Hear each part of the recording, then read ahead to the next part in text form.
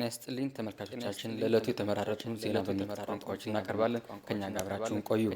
የጥንታዊት ኢትዮጵያ የጀግኖች አርበኞች ተጋድሎ እና የኢትዮጵያ የተከፈለው ዋጋ ውለታ አርአያነትን በማስከተል ትውልዱ የአንድነትና ለእድገት ስኬት ኃላፊነቱን ሊወጣ ይገባል ሲሉ የአዲስ አበባ ከተማ አስተዳደር ምክትል ከንቲባ አዳነች አቤቤ አሳሰቡ።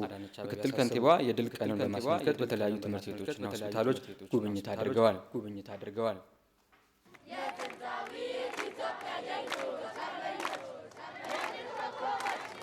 የአዲስ አበባ ከተማ አስተዳደር ምክትል ከንቲባ ወይዘሮ አዳነች አቤቤ የድል ቀን በዓልን በማስመልከት በደጃዝማች ራስ ደስታ ዳምጦ ሆስፒታል በአርበኞች አጸደ ሕጻናትና የመጀመሪያ ደረጃ ብሎም በሊሴ ገብረ ማርያም ትምህርት ቤቶች ጉብኝት አድርጓል።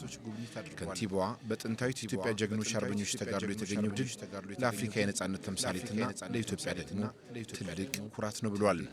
በከተማዋ የሚገኙ አገልግሎት ሰጪ ተቋማት በታዋቂ አርበኞች ስያሜ ያገኝተዋል ያሉት ከንቲባዋ ጉብኝቱም ይህንን ይበልጥ ለማስተዋወቅ ይረዳል ብለዋል። የኢትዮጵያ አርበኞች በተለያየ መንገድ ይዘከራሉ።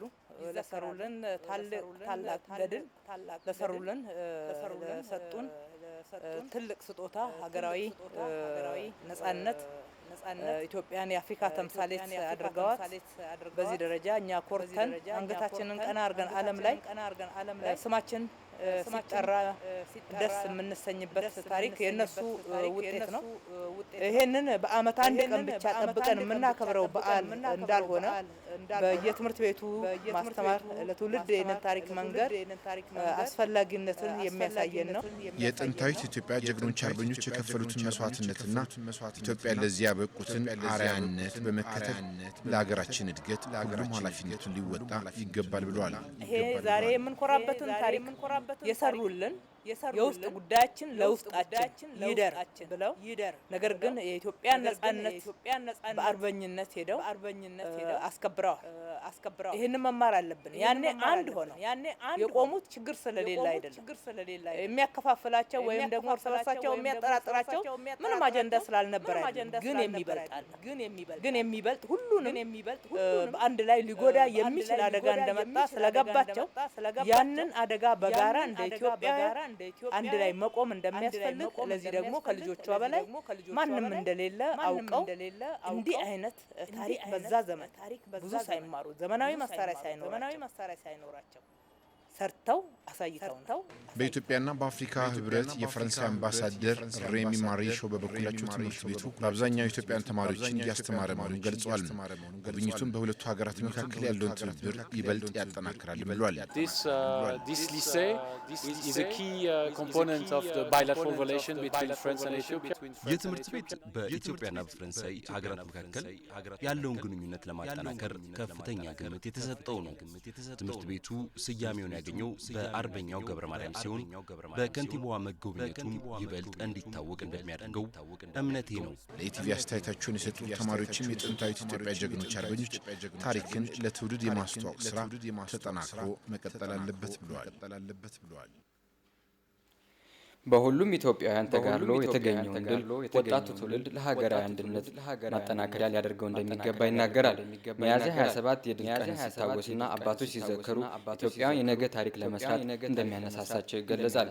የዚህ ትውልድ አርበኝነት ኢትዮጵያን በተፈጥሮ ሀብቷን የመጠቀም መብቷን በማረጋገጥ ሀገራዊ አንድነትን የሚያስጠብቁ እንደሚገባ የኢትዮ አሜሪካ ዜጎች ምክር ቤት አባላት ተናገሩ።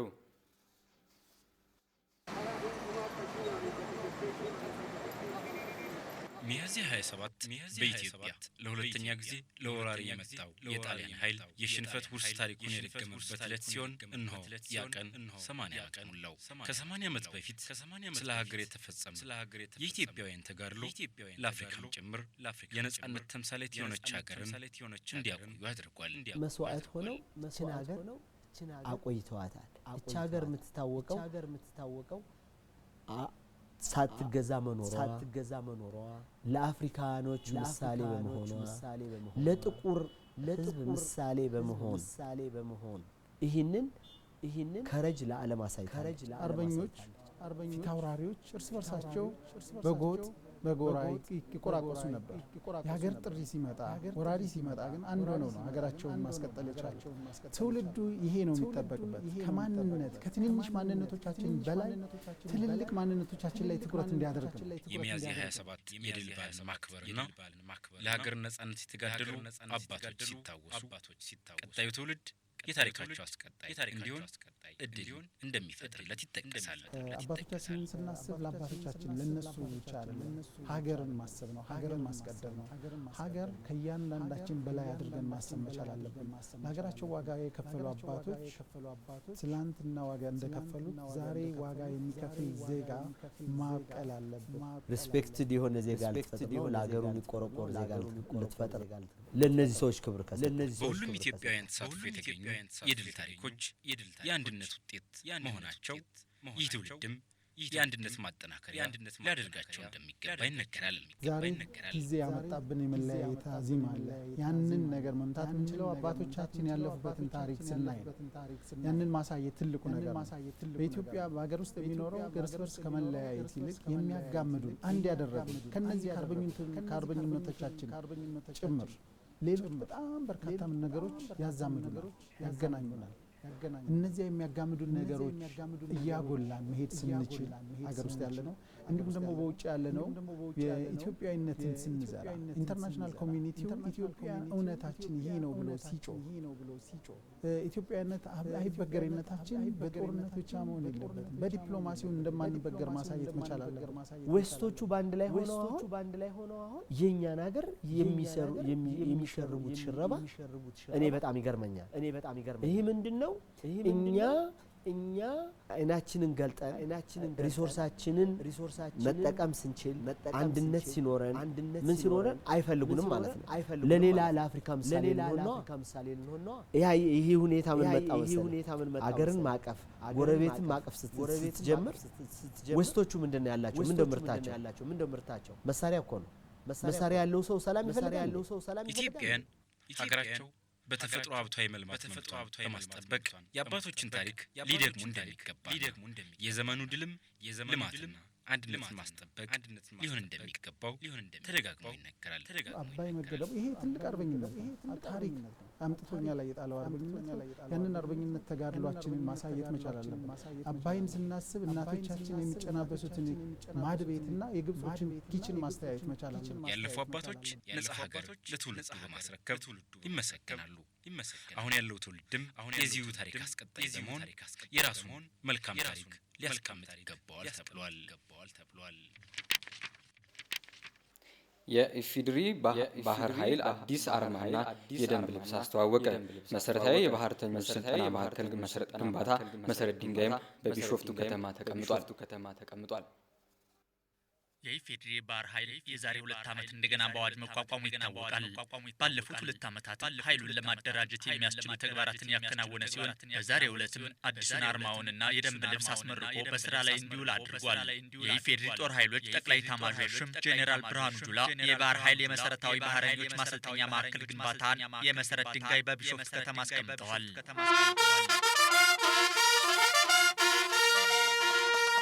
የኢፌዴሪ ባህር ኃይል አዛዥ ሬር አድሚራል ክንዱ ገዙም የሰው ኃይል አደረጃጀት ተግባራት ባለፉት 2 ዓመታት ከተሰሩት መካከል መሆኑን ገልጸዋል።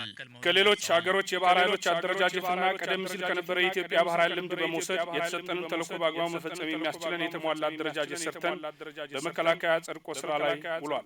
በጸደቀው አደረጃጀታችን መዋቅር መሰረትን በማድረግ ከባህር ኃይሉ ኮማንድ ጀምሮ እስከታች ድረስ የሰው ኃይሉ ደረጃ በደረጃ እንዲሟላ እየተደረገ ይገኛል። ከዚህ አንጻር የተሰራው ሌላው ትልቁ ስራ በዚህ የበጀት ዓመት ከ200 በላይ አዳዲስ ወጣት ባህረኞችን ከህብረተሰቡ በመመልመል መሰረታዊ ውትድርና ስልጠና እየተከታተሉ የሚገኙ ሲሆን ይህን ስልጠናቸውን በቅርቡ ሲያጠናቅቁ በተከታታይ ወደ ባህር ኃይል ሙያ ስልጠና እንዲገቡ በማድረግ የባህር ኃይል አዲሱ ትውልድ መሰረት እንደሚሆኑ ተስፋ ተጥሎባቸዋል። የባህር ኃይሉ ከሌሎች ሀገሮች የባህር ኃይሎች ጋር መልካም ግንኙነትን በመመስረት የባህር ግንኙነት ላይ አዎንታዊ ስራ ለመስራትና ብሔራዊ ጥቅሞች ላይ የሚሰነዘርን ጥቃት የመከላከል ተልዕኮ እንዳለው የባህር ኃይሉ አዛዥ ሬር አድሚራል ክንዱ ጠቁመዋል። የባህር ኃይል ለኢትዮጵያ ያስፈልጋታል ያሉት የኢፌዴሪ ጦር ኃይሎች ጠቅላይ ኤታማዦር ሹም ጄኔራል ብርሃኑ ጁላ በቀይ ባህርና ህንድ ውቅያኖስ የሚመጡ ወንጀሎችን ለመመከት ወሳኝ መሆኑን ነው የገለጹት። በቀይ ባህርና በህንድ ውቅያኖስ አፍንጫ ስር ሆና ባህር ኃይል የሌላት በቀይ ባህርና በህንድ ውቅያኖስ የሚመጣ ዘረፋ የሚመጣ አደጋ የሚመጣ ወከባ የሚመጣ ሁሉ አቀፍ አደጋ ኢትዮጵያን ነው በእጅጉ የሚያጠቃው። ይሄ ቀጠና አደጋ ላይ በወደቀ ጊዜ ይሄ 110 ሚሊዮን ህዝብ አደጋ ላይ ይወድቃል። አብዛኛው የሀገሪቱ የገቢና ወጪ የንግድ እንቅስቃሴ በውሃ አካላት ላይ በመሆኑና እየተባባሰ የመጣውን የባህር ላይ ውንብድና፣ ህገወጥ ንግድ፣ የጦር መሳሪያ ዝውውርና ሽብርተኝነትን ለመከላከል ከአካባቢው ሀገሮች ጋር በቅንጅት ይሰራል ምን ያሉት ጄኔራሉ ለባህር ኃይል ግንባታው ድጋፍ ላደረጉ አካላትም ጄኔራል ብርሃኑ ጁላ ምስጋና አቅርበዋል። በዚህ የባህር ኃይል ግንባታ ላይ ብዙ አገሮች ረድተውናል። በተለይም የፈረንሳይ መንግስትና የፈረንሳይ አታቼ የሩሲያ መንግስትና አታቼ የጣሊያን መንግስትና አታቼ የጅቡቲ መንግስትና አታቼ እና ሌሎችም ስማችሁ ያልተጠቀሳችሁ በዚህ የባህር ኃይል ግንባታ ላይ ከፍተኛ አሻራ ያሳረፋችሁ ታሪክ የሰራችሁ በመከላከያ ሰራዊት ስም ሆኜ በባህር ኃይል ግንባታው ላይ ባደረጋችሁት አስተዋጽኦ ከፍተኛ ምስጋና ማቅረብ ፈልጋለሁ። የባህር ኃይል ትምህርትና ስልጠና ማዕከል ግንባታን የማስጀመር፣ መሰረታዊ ባህረኞችን ስልጠና የማስጀመር፣ ትጥቅና ወታደራዊ ቁሳቁስ ዝግጅትን የማጠናቀቅ፣ ዘመቻዊ ንድፈ ሀሳቦችን የማዘጋጀትና የጦር ሰፈር በጎረቤት ሀገሮች የባህር ዳርቻ ላይ መገንባት በቀጣይ የባህር ኃይሉ የሚያከናውናቸው ተግባራት ናቸው ተብሏል። በመጨረሻም መገናኛ ብዙሃንም ሆኖ ባለሙያዎች ከስጋት ነጻ ሆነው መረጃ የማግኘት መብታቸውን መጠበቅ እንዲቻል ማድረግ እንደሚገባ ተገለጸ። የዓለም የመገናኛ ብዙሃን የነጻነት ቀን መረጃን ለሕዝብ ጥቅም በሚል መሪ ቃል ተከብሯል። በመገናኛ ብዙሃን ምክር ቤትና በተባበሩት መንግስታት የትምህርት ሳይንስና ባህል ድርጅት ዩኔስኮ እንዲሁም ሌሎች አጋር ተቋማት ትብብር የተዘጋጀው የዓለም የመገናኛ ብዙሃን መረጃን ለህዝብ ጥቅም በሚል መሪ ሀሳብ ተከብሯል። ከቅርብ ጊዜ ወዲህ በሀገሪቱ የመገናኛ ብዙሃን ነጻነትን ለማስጠበቅ በተደረጉ ጥረቶች የተወሰኑ መሻሻሎች ቢታዩ አሁንም መረጃ የማግኘት ነጻነቱ የተገደበ በመሆኑ ዜጎች ለሐሰተኛ መረጃ የተጋለጡ መሆናቸው ተገለጸው። የሀገራችን መገናኛ ብዙሃን ከጊዜ ወደ ጊዜ እየተሻሻሉ የመጡ ለውጦችን በማጠናከርና ሊሻሻሉ የሚገባቸው ህጎች፣ አሰራሮችን፣ አመለካከቶች ላይ ለመወያየት ትኩረት እንዲያገኙ ማድረግ አስፈላጊ ጉዳይ ነው። የጋዜጠኞች ደህንነት በማስጠበቅ ሙያቸውን ከፍርሃት ነጻ ሆነው የሚሰሩበት ሁኔታ ላይ ትኩረት እንዲያገኝ ማድረግ ይገባል። በሀገሪቱ ባለፉት ዓመታት የሀሳብ ነጻነትን ከማስጠበቅ አንጻር አበረታች ለውጦች ቢታዩ አሁንም በሚፈለገው ልክ መገናኛ ብዙሃን የሚያስፈልጋቸውን ነጻነት ለማድረስ ከተጽዕኖ በራሳቸው እንዲቆሙ ማድረግ እንደሚያስፈልግ ጠቁመዋል። ኢትዮጵያ የሀሳብ ነጻነትን ለማረጋገጥ እንዲሁም የመገናኛ ብዙሃን ነጻነትን ለማስጠበቅ አበረታች ጥረትን አድርጋለች። ይህንንም በህግ ማዕቀፍ ለማስደገፍ ያደረገችው ተግባር የሚበረታታና ዩኔስኮ የሚያደንቀው ነው። በዓለም መገናኛ ብዙሃን ነጻነት መለኪያ መሰረትም የታዩት ለውጦች ተስፋ ሰጪ ናቸው። ይህ ግን ብቻውን በቂ ባለመሆኑ ተጨማሪ ስራዎች በቀጣይ ይጠበቃሉ። ዜጎች በአስተማማኝ መረጃ ላይ ተመስርተው የሀገሪቱን ፖለቲካዊ ሆነ ማህበራዊና ኢኮኖሚያዊ ሁኔታ እንዲረዱ ለማድረግ የመገናኛ ብዙሃን ያላቸው ሚና ከፍተኛ መሆኑን ተገልጿል። በዚህም ተቋማቱንም ሆነ የሚዲያውን ባለሙያዎች ከስጋት ነጻ ለማድረግ መረጃ የማግኘት መብታቸውን እንዲጠበቅ ማድረግ ይገባል ተባለው። ልዩ የመብት ጥያቄዎችና አስቻይ የፕሬስ ነጻነት ከባባዊ ሁኔታዎች እንዲፈጠሩ ምላሽ በመስጠት ረገድ በርካታ ተግባራት ተከናውነዋል። በሌላ በኩል ከማህበራዊ ሚዲያዎች መስፋፋት ጋር ተያይዞ ከፍተኛ የመረጃ መዛባት፣ ሐሰተኛ አሳሳች መረጃዎችን በአገር ውስጥ ሆነ በውጭ በተፈጠሩ ፕላትፎርሞች በመጠቀም ተቋማትን፣ ግለሰቦችን፣ ቡድኖችን እንዲሁም አገራትን ለከፍተኛ ፖለቲካዊ፣ ኢኮኖሚያዊና ማህበራዊ ቀውስ በማስከተል በራሱ በፕሬስ ነጻነት ላይ ጭምር አደጋ እየጋበዘ ይገኛል። ዘርፉን ከነዚህና መሰል ተግዳሮቶች ማላቀቅ ለነገ የማይባል የሁላችንም ርብርብና ትግል የሚጠይቅ ጉዳይ ነው።